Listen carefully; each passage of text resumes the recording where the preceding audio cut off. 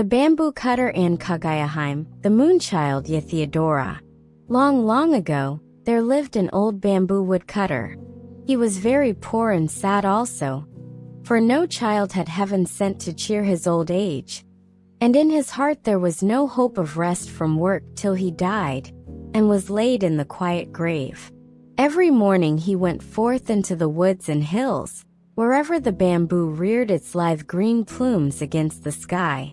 When he had made his choice, he would cut down these feathers of the forest, and splitting them lengthwise, or cutting them into joints, would carry the bamboo wood home, and make it into various articles for the household.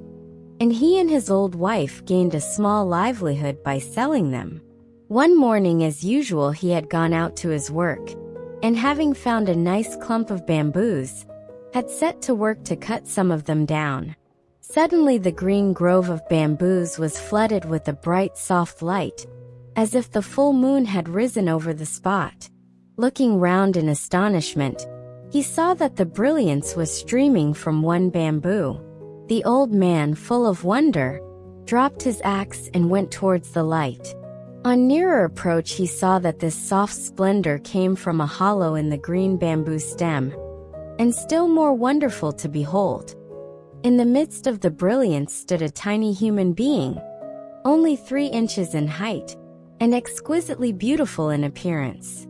"You must be sent to be my child, for I find you here among the bamboos where lies my daily work," said the old man, and taking the little creature in his hand, he took it home to his wife to bring up. The tiny girl was so exceedingly beautiful and so small, that the old woman put her into a basket to safeguard her from the least possibility of being hurt in any way. The old couple were now very happy, for it had been a lifelong regret that they had no children of their own, and with joy they now expended all the love of their old age on the little child, who had come to them in so marvelous a manner. From this time on, the old man often found gold in the notches of the bamboos when he hewed them down and cut them up. Not only gold, but precious stones also, so that by degrees he became rich. He built himself a fine house, and was no longer known as the poor bamboo woodcutter, but as a wealthy man. 3 months passed quickly away, and in that time the bamboo child had, wonderful to say, become a full-grown girl. So her foster parents did up her hair and dressed her in beautiful kimonos. She was of such wondrous beauty that they placed her behind the screens like a princess, and allowed no one to see her, waiting upon her themselves. It seemed as if she were made of light, for the house was filled with a soft shining, so that even in the dark of night it was like daytime. Her presence seemed to have a benign influence on those there. Whenever the old man felt sad, he had only to look upon his foster daughter, and his sorrow vanished, and he became as happy as when he was a youth. At last the day came for the naming of their newfound child. So the old couple called in a celebrated name-giver, and he gave her the name of Princess Moonlight, because her body gave forth so much soft bright light, that she might have been a daughter of the moon god. For 3 days the festival was kept up with song and dance and music. All the friends and relations of the old couple were present, and great was their enjoyment of the festivities held to celebrate the naming of Princess Moonlight. Everyone who saw her declared that there never had been seen anyone so lovely. All the beauties throughout the length and breadth of the land would grow pale beside her. So they said, the fame of the princess's loveliness spread far and wide, and many were the suitors who desired to win her hand, or even so much as to see her. Suitors from far and near posted themselves outside the house, and made little holes in the fence, in the hope of catching a glimpse of the princess, as she went from one room to the other along the veranda. They stayed there day and night, sacrificing even their sleep for a chance of seeing her, but all in vain. Then they approached the house, and tried to speak to the old man and his wife, or some of the servants, but not even this was granted them. Still, In spite of all this disappointment, they stayed on day after day, and night after night, and counted it as nothing. So great was their desire to see the princess. At last, however, most of the men, seeing how hopeless their quest was, lost heart and hope both, and returned to their homes. All except 5 knights, whose ardor and determination, instead of waning, seemed to wax greater with obstacles. These 5 men even went without their meals, and took snatches of whatever they could get brought to them, so that they might always stand outside the dwelling. They stood there in all weathers, in sunshine and in rain.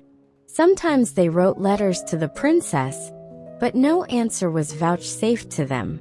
Then when letters failed to draw any reply, they wrote poems to her telling her of the hopeless love which kept them from sleep, from food, from rest, and even from their homes. Still Princess Moonlight gave no sign of having received their verses. In this hopeless state the winter passed.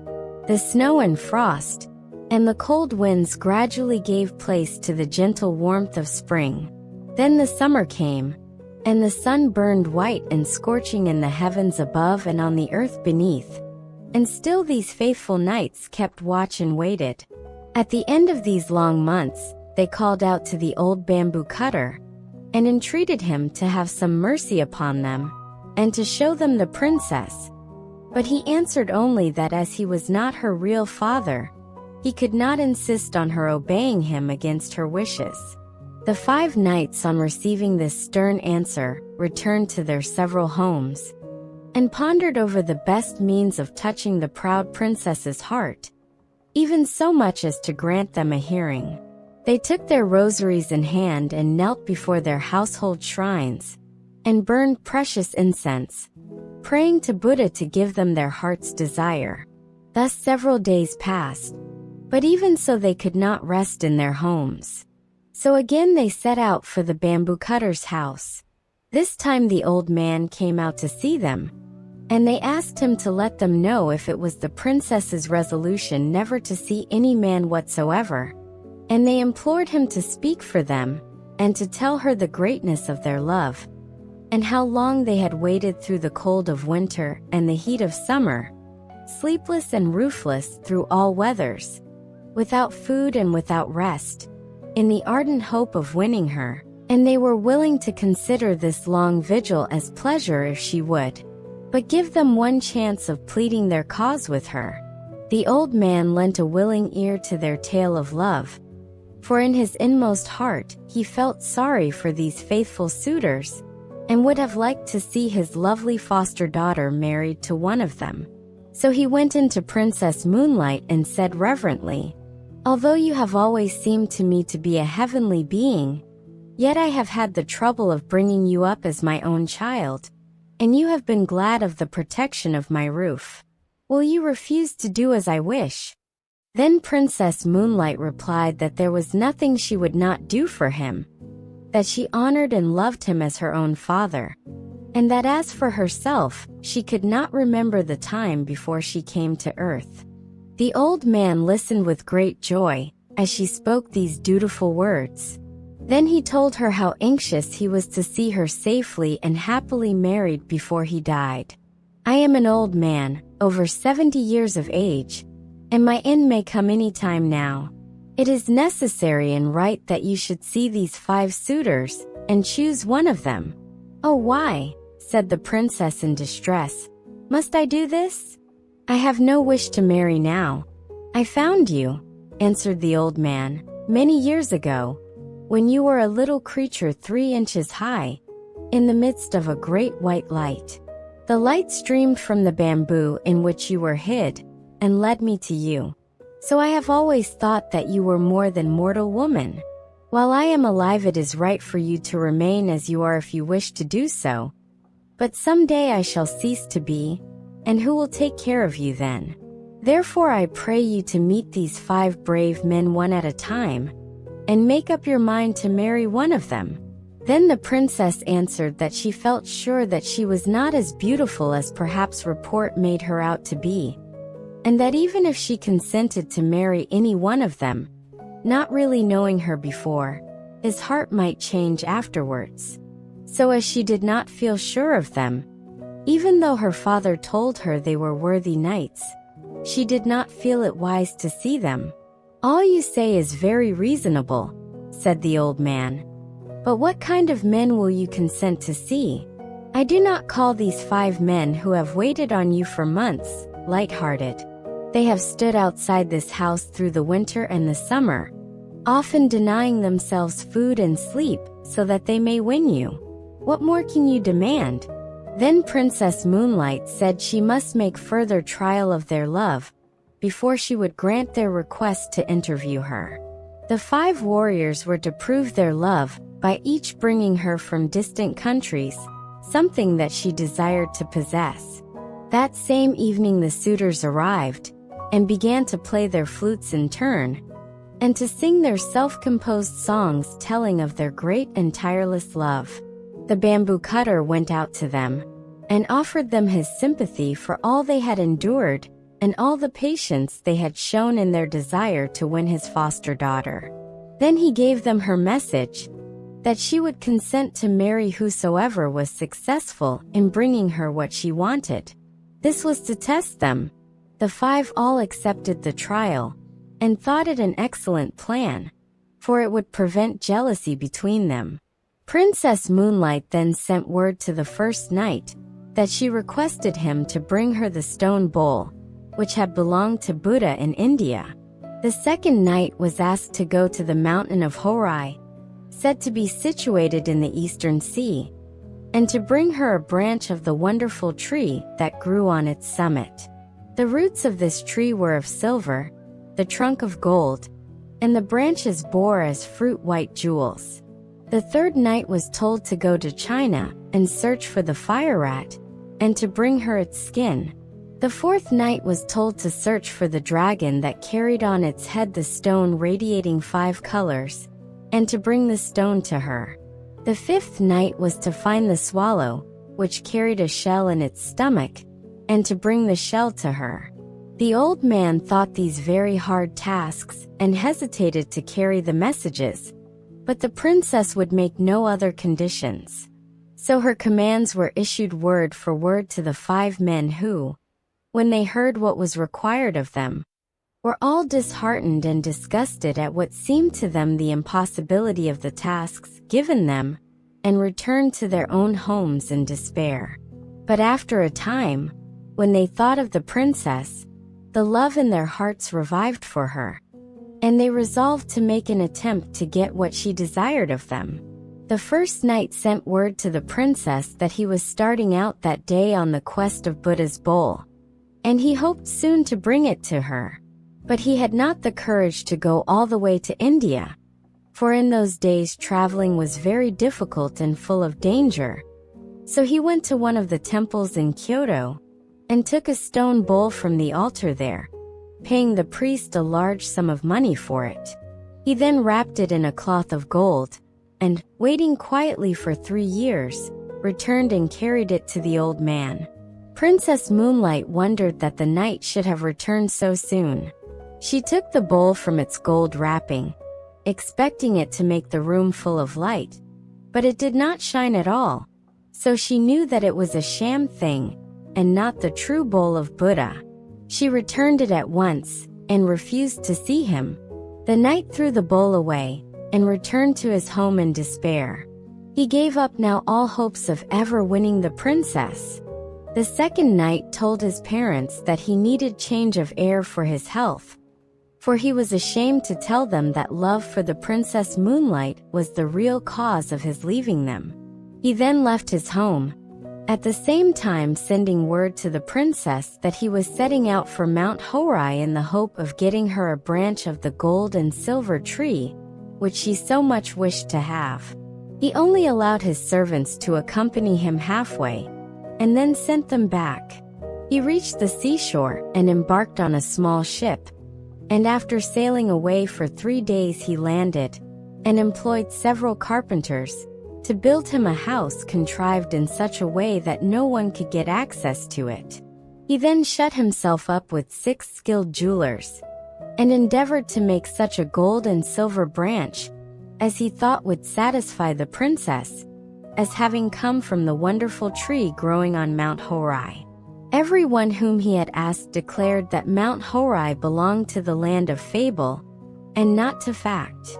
When the branch was finished, he took his journey home and tried to make himself look as if he were wearied and worn out with travel. He put the jeweled branch into a lacquer box and carried it to the bamboo cutter, begging him to present it to the princess. The old man was quite deceived by the travel-stained appearance of the knight, and thought that he had only just returned from his long journey with the branch. So he tried to persuade the princess to consent to see the man, but she remained silent and looked very sad.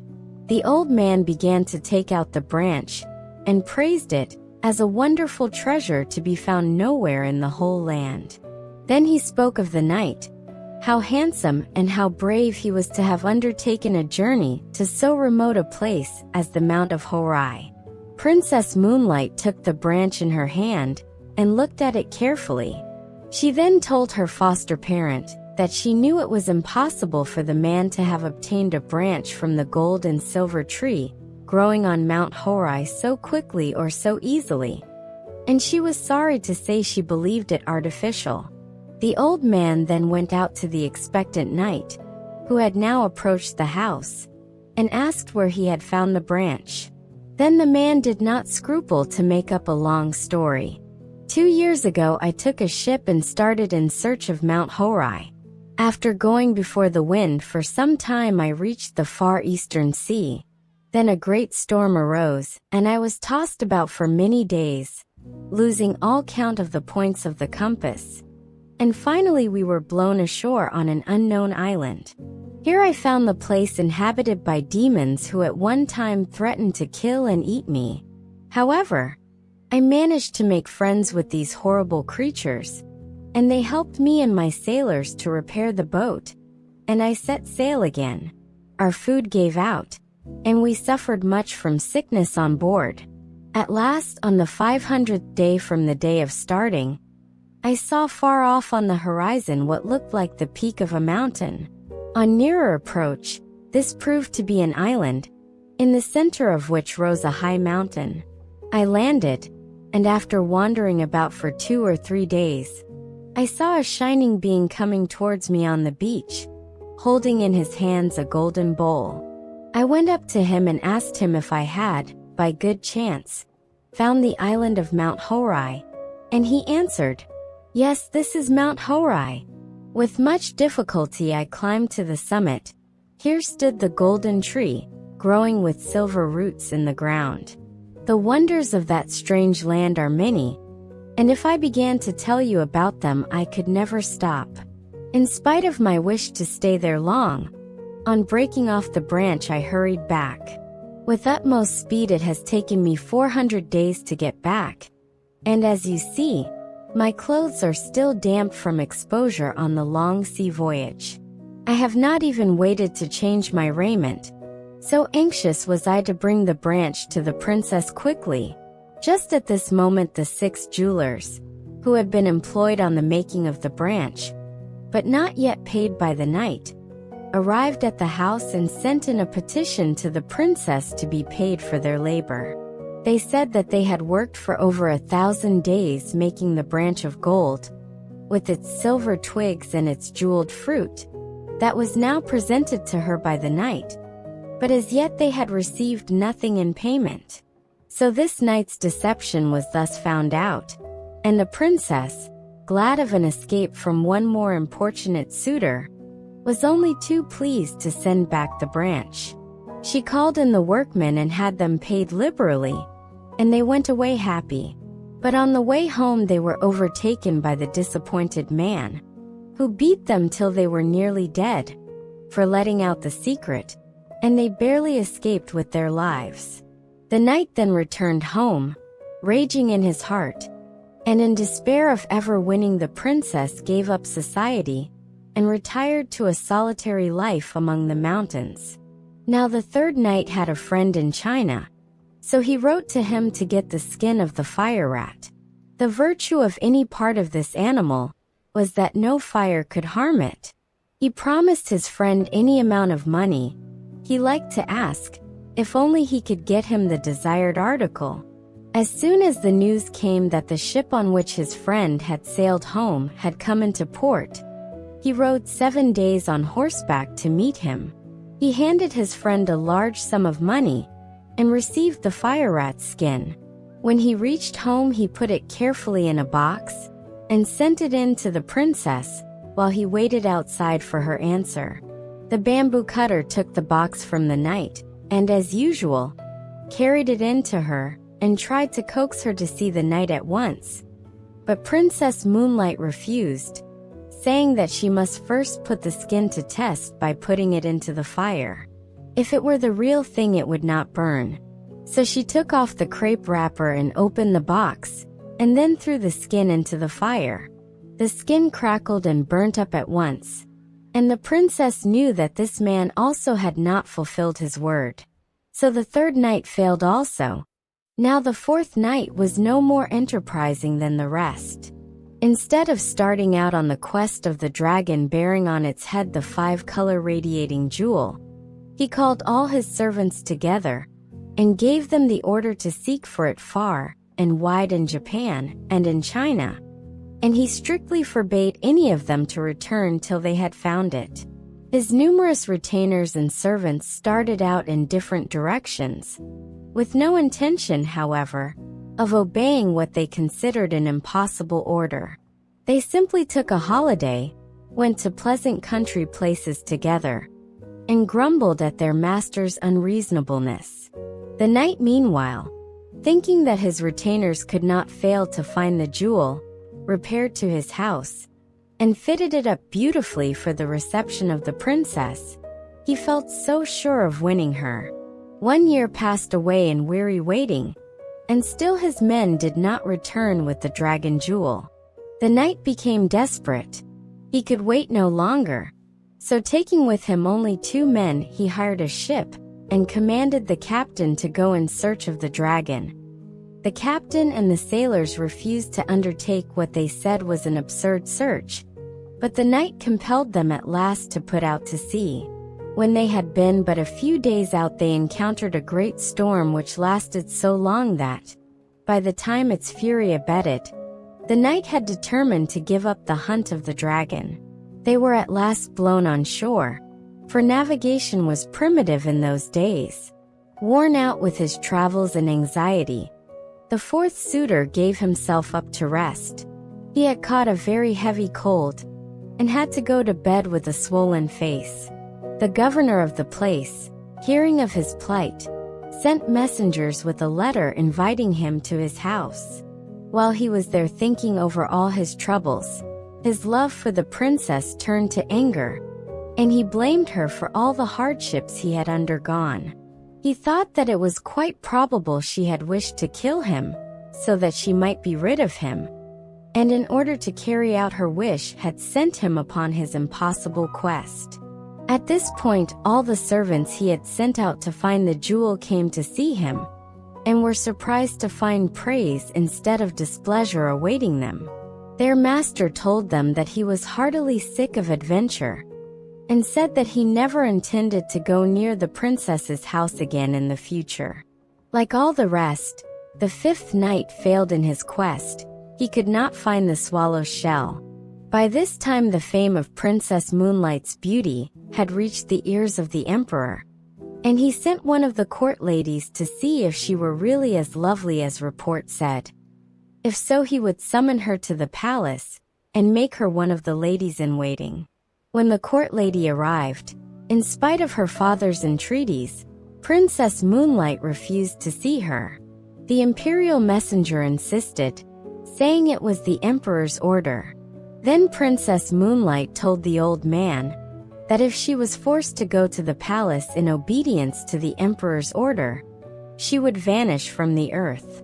When the emperor was told of her persistence in refusing to obey his summons, and that if pressed to obey she would disappear altogether from sight, he determined to go and see her.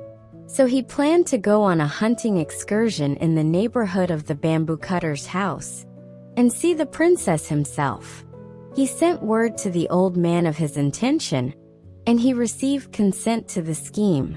The next day the emperor set out with his retinue, which he soon managed to outride. He found the bamboo cutter's house and dismounted. He then entered the house and went straight to where the princess was sitting with her attendant maidens. Never had he seen anyone so wonderfully beautiful, and he could not but look at her, for she was more lovely than any human being, as she shone in her own soft radiance. When Princess Moonlight became aware that a stranger was looking at her, she tried to escape from the room, but the emperor caught her and begged her to listen to what he had to say. Her only answer was to hide her face in her sleeves. The emperor fell deeply in love with her and begged her to come to the court, where he would give her a position of honor and everything she could wish for. He was about to send for one of the imperial palanquins to take her back with him at once, saying that her grace and beauty should adorn a court and not be hidden in a bamboo cutter's cottage. But the princess stopped him. She said that if she were forced to go to the palace, she would turn at once into a shadow. And even as she spoke, she began to lose her form. Her figure faded from his sight while he looked. The emperor then promised to leave her free, if only she would resume her former shape, which she did. It was now time for him to return, for his retinue would be wondering what had happened to their royal master when they missed him for so long. So he bade her goodbye and left the house with a sad heart. Princess Moonlight was for him the most beautiful woman in the world. All others were dark beside her, and he thought of her night and day. His Majesty now spent much of his time in writing poems, telling her of his love and devotion, and sent them to her. And though she refused to see him again, she answered with many verses of her own composing, which told him gently and kindly that she could never marry anyone on this earth. These little songs always gave him pleasure. At this time her foster parents noticed that night after night the princess would sit on her balcony and gaze for hours at the moon, in a spirit of the deepest dejection, ending always in a burst of tears. One night the old man found her thus weeping as if her heart were broken, and he besought her to tell him the reason of her sorrow. With many tears she told him that he had guessed rightly when he supposed her not to belong to this world, that she had in truth come from the moon, and that her time on earth would soon be over. On the 15th day of that very month of August her friends from the moon would come to fetch her, and she would have to return. Her parents were both there, but having spent a lifetime on the earth she had forgotten them, and also the moon world to which she belonged. It made her weep, she said, to think of leaving her kind foster parents, and the home where she had been happy for so long. When her attendants heard this they were very sad, and could not eat or drink for sadness at the thought that the princess was so soon to leave them. The emperor, as soon as the news was carried to him, sent messengers to the house to find out if the report were true or not. The old bamboo cutter went out to meet the imperial messengers. The last few days of sorrow had told upon the old man. He had aged greatly, and looked much more than his 70 years. Weeping bitterly, he told them that the report was only too true, but he intended, however, to make prisoners of the envoys from the moon, and to do all he could to prevent the princess from being carried back. The men returned and told His Majesty all that had passed. On the 15th day of that month the emperor sent a guard of 2,000 warriors to watch the house. 1,000 stationed themselves on the roof. Another 1,000 kept watch round all the entrances of the house. All were well-trained archers, with bows and arrows. The bamboo cutter and his wife hid Princess Moonlight in an inner room. The old man gave orders that no one was to sleep that night. All in the house were to keep a strict watch, and be ready to protect the princess. With these precautions, and the help of the emperor's men-at-arms, he hoped to withstand the moon messengers. But the princess told him that all these measures to keep her would be useless, and that when her people came for her, nothing whatever could prevent them from carrying out their purpose. Even the emperor's men would be powerless. Then she added with tears that she was very, very sorry to leave him and his wife, whom she had learned to love as her parents, that if she could do as she liked, she would stay with them in their old age, and try to make some return for all the love and kindness they had showered upon her during all her earthly life. The night wore on. The yellow harvest moon rose high in the heavens, flooding the world asleep with her golden light. Silence reigned over the pine and the bamboo forests, and on the roof where the 1,000 men-at-arms waited. Then the night grew gray towards the dawn, and all hoped that the danger was over, that Princess Moonlight would not have to leave them after all. Then suddenly the watchers saw a cloud form round the moon, and while they looked, this cloud began to roll earthwards. Nearer and nearer it came, and everyone saw with dismay that its course lay towards the house. In a short time the sky was entirely obscured, till at last the cloud lay over the dwelling only 10 feet off the ground. In the midst of the cloud there stood a flying chariot, and in the chariot a band of luminous beings. One amongst them, who looked like a king and appeared to be the chief, stepped out of the chariot, and, poised in air, called to the old man to come out. "The time has come," he said, "for Princess Moonlight to return to the moon from whence she came. She committed a grave fault, and as a punishment was sent to live down here for a time. We know what good care you have taken of the princess, and we have rewarded you for this, and have sent you wealth and prosperity. We put the gold in the bamboos for you to find. I have brought up this princess for 20 years, and never once has she done a wrong thing. Therefore the lady you are seeking cannot be this one," said the old man. "I pray you to look elsewhere." Then the messenger called aloud, saying, "Princess Moonlight, come out from this lowly dwelling. Rest not here another moment." At these words the screens of the princess's room slid open of their own accord, revealing the princess shining in her own radiance, bright and wonderful and full of beauty. The messenger led her forth, and placed her in the chariot. She looked back, and saw with pity the deep sorrow of the old man. She spoke to him many comforting words, and told him that it was not her will to leave him, and that he must always think of her when looking at the moon. The bamboo cutter implored to be allowed to accompany her, but this was not allowed. The princess took off her embroidered outer garment, and gave it to him as a keepsake. One of the moon beings in the chariot held a wonderful coat of wings. Another had a phial full of the elixir of life, which was given the princess to drink. She swallowed a little, and was about to give the rest to the old man, but she was prevented from doing so. The robe of wings was about to be put upon her shoulders, but she said, "Wait a little. I must not forget my good friend the emperor. I must write him once more to say goodbye, while still in this human form."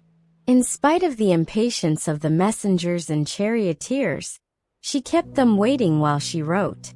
She placed the phial of the elixir of life with the letter, and giving them to the old man, she asked him to deliver them to the emperor.